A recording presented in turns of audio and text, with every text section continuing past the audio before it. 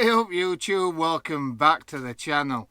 It's been a couple of weeks since his last upload, so apologies for being quiet.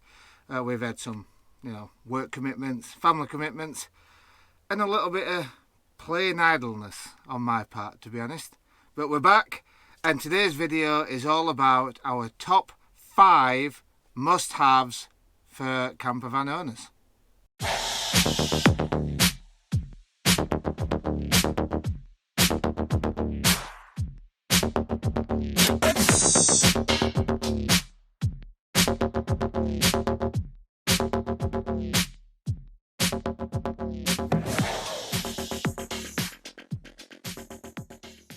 So, number 1 on our list, and if you've watched any campervan videos, any top 5, top 10 essential items videos, you will have come across this. It is our number 1 cooking utensil, the Ridge Monkey. This bad boy goes everywhere with us. In fact, this is the second one that we bought. We bought the first generation one when they came out and loved it. That now lives in our other van, our massive eldest Rambler caravan. And this, had it upside down, this actually goes everywhere with us in the campervan. It's classed as a sandwich toaster, however, it's much more than a sandwich toaster. We've cooked calzones, we've cooked chicken nuggets, we've cooked chips, we've cooked pizzas, we've cooked curries, we've cooked sort of like pasta bake type dishes in it. There's actually a Facebook group and a YouTube channel dedicated solely to recipes for a Ridge Monkey, and I'll put the links in the descriptions to them, so check them out. But essentially this bad boy is a must-have. Anybody that's buying a campervan, buy a Ridge Monkey. Coming up to number 2. Number 2 on our list is our good old faithful Planar diesel eater. It's a Planar Autoterm 2 kilowatt diesel eater, and we've done a minor upgrade with it where we've actually added what they call the modem to it, so effectively we can turn it on or off or check the status of our system within the van, not just the heating system, but check the battery voltage, etc., all within the Autoterm app. And the diesel eater is a must-have. What that means for us as the users is we get to use the van all year round. It doesn't matter if it's too cold outside, you're out on a walk, you're out paddleboarding, you're doing something else other than being in your van, and you think, oh, we're off back to the van, it's going to be cold in the van. Niche. You get the Autoterm app. It's available for iOS and Android. Download it to your phone, pair it up to the modem, and away you go. I'll put a little screen recording in right now showing you basically what the app looks like and some of the functions of the app, but it's great. Honest to God, within 5-10 minutes inside the van, it is red hot, and I mean red hot. We're opening windows and everything. It's got various modes on it, so you can have it on a temperature mode, you can have it on a power mode, you can even decide on where the temperature is measured, either be by the heater or by the control panel, and most people tend to have it by the control panel just because obviously heat rises. Quick science.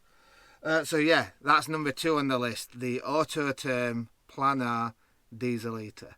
But notwithstanding that particular brand, there's many brands out there. I know Urbispacker do one, Webasto do one, and the growing trend of what they call Chinese diesel eaters, they're going massive. Everybody's buying them, and there's a few channels on YouTube that'll swear by them. So there's many options out there for you, and the range in price. I think the Chinese diesel eaters are around £100, £150 or something, up to the top end ones. I think I paid $750 for ours fitted when I first got the van. It was the very first job I did, got that fitted for $750, and then the modem was $110 I think when I bought it. But the modem is a serious game changer, really is. Imagine being out paddleboarding, you're cold, you're wet, you want to get back into your van, you've got your phone with you in one of those little pouches because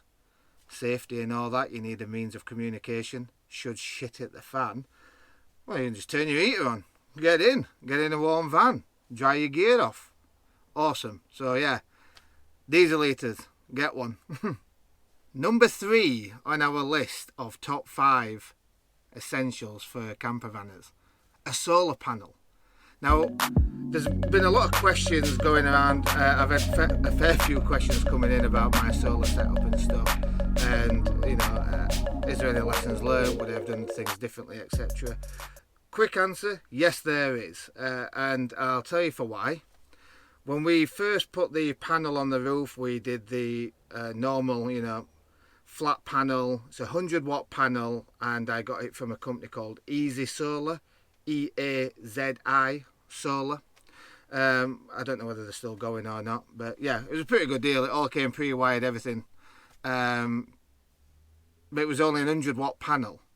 Now, we've obviously, over time, we've got 3 kids, they like to charge everything, they're using everything, all this and other, so we upgraded the batteries. We've now got 2 110 leisure batteries connected together, so 220, quick maths, of battery power, and the 100-watt panel is sufficient if, let's say, just me and Carly are going away. So if it's just me and Carly, we're just charging his phones, we've got the fridge on, we've got the diesel heater on in the winter if it's needed, it all seems to hold up. If we're going away to Cornwall or anything like that and all the kids are with us and we've got everything on charge, etc., then it does start to use the battery and the solar.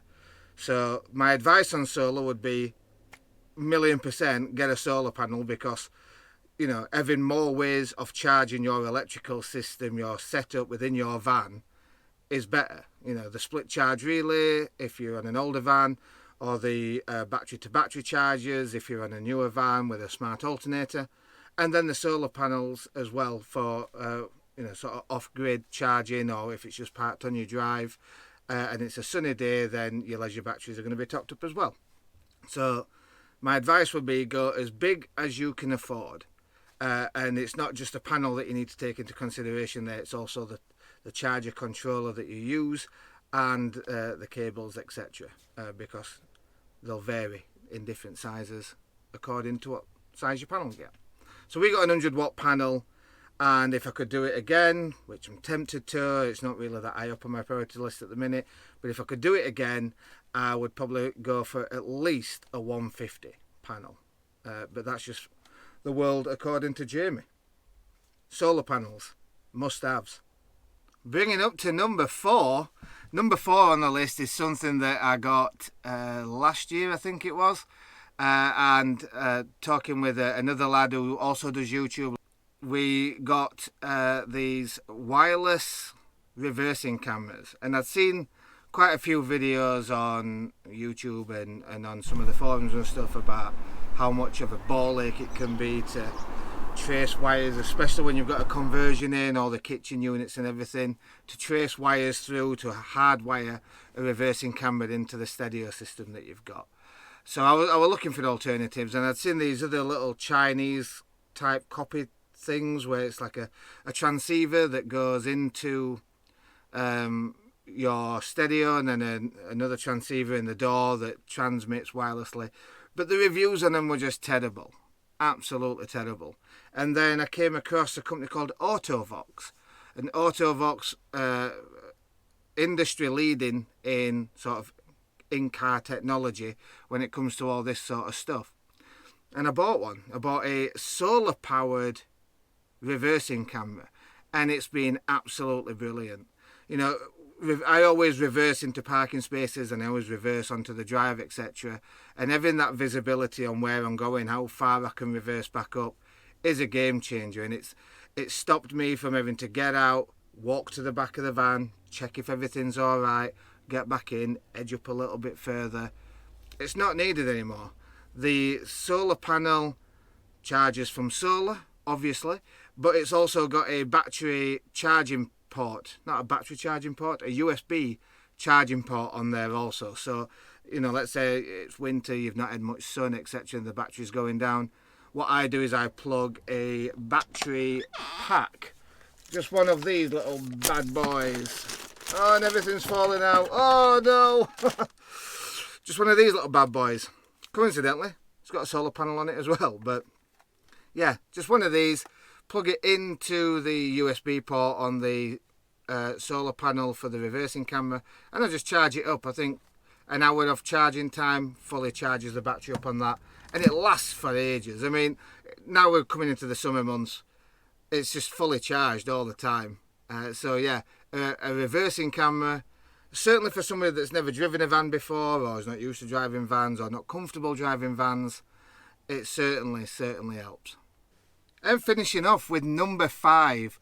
Number 5 is by far, if you've not already got one, is by far the most expensive of the bunch. But it's something that has got multiple uses and is going to make your van life experience, your camper van experience, that bit more comfortable when out in your van.